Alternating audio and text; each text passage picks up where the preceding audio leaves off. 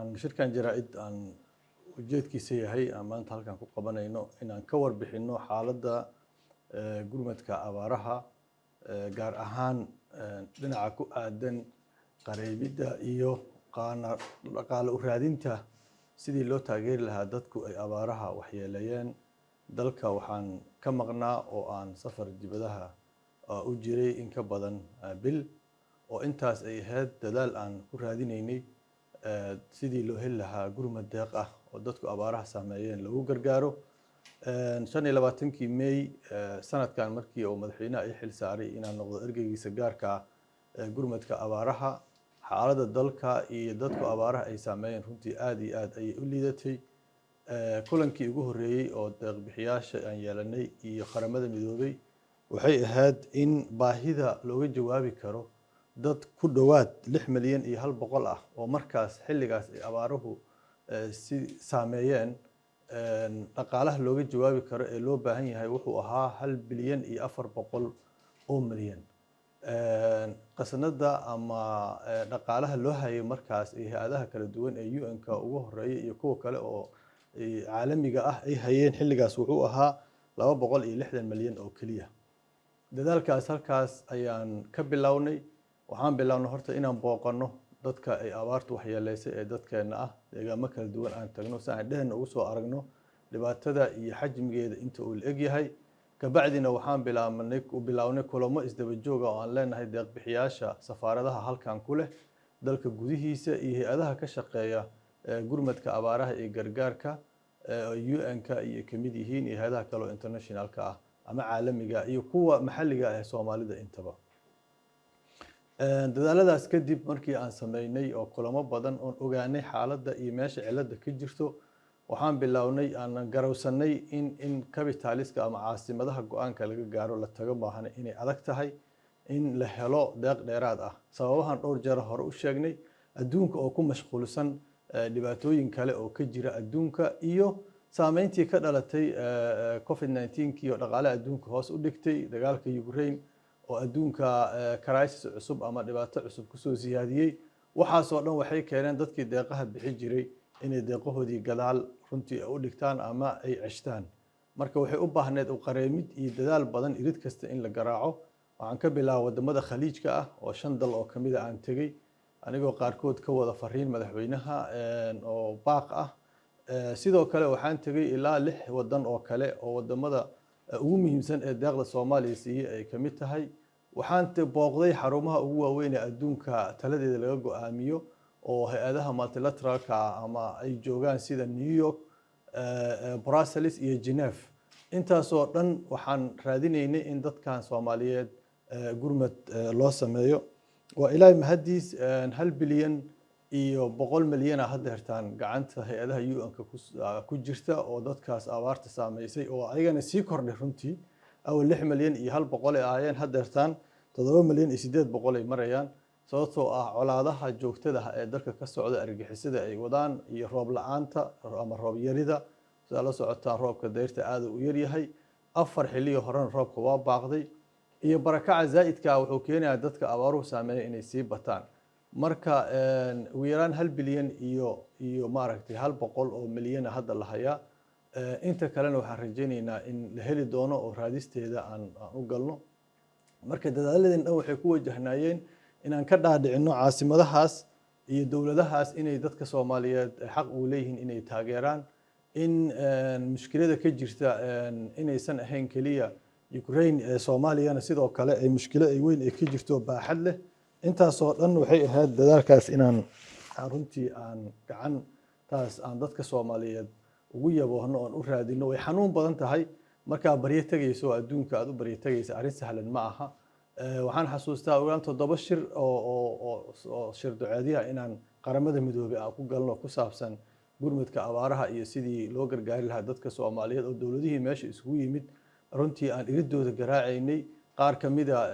yaboohyo cusub ayay bixiyeen sida Mareykanka oo hadda dawladda ugu weyn u mahadcelinayna runtii la dhihi karo kala bar ka badan deeqda looga jawaabayo abaaraha inay ayaga bixiyeen. laakiin halkaas yabaha cusub ay ka sameeyeen dawladaha UK, Ingiriiska iyo Qatar iyo Talyaaniga kamid ah dawladaha shirkaas shir ducaadiyada yabaha cusub ka sameeyay. kuwa kalena way noo ballan qaadeen Berlin markaan tago kale Germany inay daaq cusub runtii ay soo deynayaan inay noo ballan qaadeen Norway sidoo kale wadamada aan tagay kamid ahaayeen marka European Union ka oo Brussels xaruntooda aan ku booqday sidoo kale marka dawladuhu xoogaa ijaabiye wada ahaayeen laakiin waxay u baahan tahay dadaal dheer in la galo waxa ayaan darro ah anaga dadka Soomaaliyeed maalin kasta tuugsi iyo deeq raadin lagu majiri karo waa dhibaato oo waxaan u baahanahay inaan arrintan tuugsiga joogtada ah oo adduunka aan tuugayna maalin walba anagoo dalkeena kheyraad kaas oo ka buuxo oo wanaagaas tirada badan haysana iyo kheyraadka haday tahay kuwa hadda banaanka yaala iyo kuwa dahan intaba iyo dadkaas dhalinyarada ay 70% u badan oo adduunka meel laga helayo aysan jirinin iyo wadankaas maaragtay cimiladiisa iyo wixiisa dhan ay hagaagsan yihiin inaan tuugsano waa foolxumo waxa kale oo jiro waxa ugu badan ee abaaraha sababay marka oo adduunkii markaan tagnay oo farmada caalamiga aan tagnay aan soo ogaanay waxay tahay isbedelka cimilada ugu weyn isbedelka cimiladana Soomaali ma koos garaysa ama Soomaali ma sababto waxa sababa kuwa wasaqda u diraya hawada adduunka taas waxay keenaysaa marka roobka inuu yaraado dabaylo aan ama duufaano inay dhacaan waxay keenaysaa dhul gariiriyo waxay keenaysaa oo kale fatahaadaha waxaas oo dhan waxa wata isbedelka cimilada ayaa wata isbedelka cimilada anagana ma koos garayno marka adduunku wuxuu ku heshiiyay dadka isbedelka cimilada ay saameeyaan oo Soomaaliya kow ka tahay iyo dadka koos gareeya ama sababa isbedelka cimilada dawladaha sababa in uu heshiis oo dhaxmaray oo Glasgow oo hadda lagu qabtay sanadkii hore waxa la yiraahdo COP 26 in lagu magdhow la siiyo dawladahaas magdhowdaasna ay soo dalbadaan dawladaha ay dhibaatada ay gaartay oo Soomaaliya ay kow ka tahay shirkeedii haddeertaan labaad sanadkan Afrika lagu qaban doona magaalada Qaahira dadkeena Soomaaliyeed iyo dawladdeena Soomaaliyeed waxa laga rabaa inaan u diyaar garowno inaan dalbano magdhowdaas inaan dalbano dhaqaalaha lagu taageerayo sidii loo noolaan lahaa isbedelka cimilada dawladii isbedelka cimilada sababay waxay dhaheen in la noolaado isbedelka cimilada ogolnahay ayaga naftoodana waxay ku heshiiyeen inay dhimaan waxyaalaha sababaya isbedelka cimilada oo ah warshadaha waaweyn ee wasaqda u diraya hawada in la yareeyo